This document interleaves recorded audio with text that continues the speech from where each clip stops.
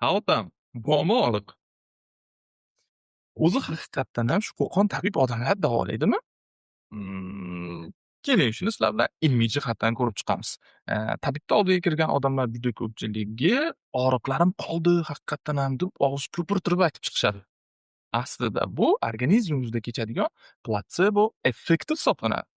Ya'ni siz biror narsaga chin dildan ishonib, mana shu narsani yoki tabletkani, dorini qabul qilsangiz, organizmda, nerv impulslari shunaqangi holatda yuzaga keladiki, tabiiy holatda endorfin gormonni ajratib chiqaradi. Bu esa sizda og'riqlarni qoldirishi yoki ko'nglingiz ayniyotgan bo'lsa, buni to'xtatishi yoki ba'zi bir holatlarda ko'nglingiz xijil bo'layotgan bo'lsa yoki o'zingizni g'alati his qilayotgan bo'lsangiz, mana shuni sal tinchlantirishi mumkin xolos.